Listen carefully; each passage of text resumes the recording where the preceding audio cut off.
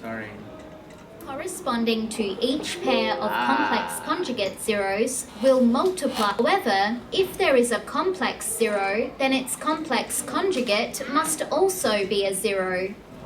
Otherwise, the coefficients of the polynomial could not all be real. The factors corresponding to each pair of complex conjugate zeros will multiply to give a quadratic with real coefficients. We call this an irreducible quadratic factor because it cannot be further factorized into real factors. So, any real polynomial can be written as the product of real linear and irreducible real quadratic factors.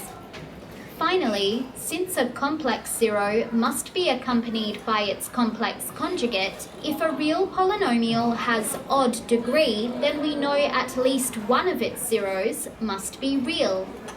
This guarantees that the polynomial must cut the x-axis at least once. Having seen these properties, we now consider the given polynomial. Two of its coefficients are the unknown a, which we are told is real, so the polynomial is real. We are given that minus 3 plus I is a zero, so you may be tempted to immediately apply the remainder theorem in order to find a. This is a valid method. However, it requires several long lines of algebraic expansion with complex numbers and many minus signs, so there is a good chance of arithmetic error. Then, after equating real and imaginary parts to find a, you are actually no nearer to finding the other zeros. So, instead, given the complex zero minus 3 plus I, we immediately recognize that its complex conjugate, minus 3 minus I, must also be a zero. We now use the sum and product of these zeros to find the corresponding irreducible quadratic factor. Their sum is minus 6, and their product is found as the difference between two squares. Minus 3 all squared minus I squared is 10. In the quadratic factor, the coefficient of x is minus the sum of the zeros, and the constant term is their product.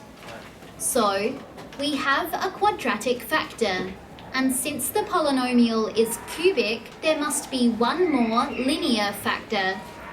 In P of x, the coefficient of x cubed is a, and to achieve this, we need to multiply x squared by ax.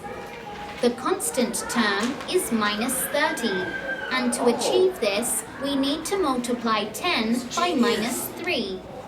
If we expand these brackets, the coefficient of x squared is 1 times minus 3 plus 6 times a, which is 6a minus 3.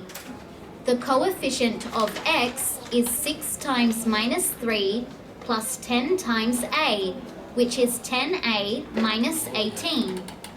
We equate coefficients with the polynomial, first for x squared and then for x. You don't need to do both. We must be sure that they give a consistent solution for a, otherwise we have made a mistake. In finding a by this method, we can immediately write down the other linear factor, and we can hence write down all of the zeros of P of x. Oh, that's genius. See, the idea that was talked about is this. If alpha and beta, we talked about that on Zoom, are roots, okay? I started by saying the equation would be x minus alpha, x minus beta is equal to 0. And we're able to expand this. We got x squared minus beta x minus alpha x plus alpha beta is equal to 0. Yeah. Then we got x squared minus bracket alpha plus beta x plus alpha beta is equal to 0.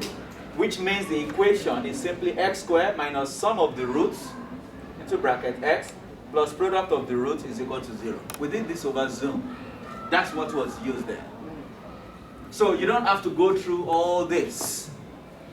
We have this, then you know the other one is this. So the way we will do this differently, if we were aware of this, we remember this, is to say, oh, sum of the roots is 4. Product of the roots is when you expand 2 minus I root 3, 2 plus I root 3. And that is simply 4, yes, 4 plus 3, which is 7. Then you say, oh, the quadratic must be x squared minus sum, bracket x, plus product. The quadratic part is not an equation now. X squared minus 4x plus 7. And that will have been this one. So we don't have to go through all this complex number expansion. Understand? You just have to remember this. We did it over Zoom, I remember, in Form 4. Okay? So please think about this with all the other properties. There is one more example, but we can't play that. We have Charlie spend 6 minutes over time. I can send you the screenshot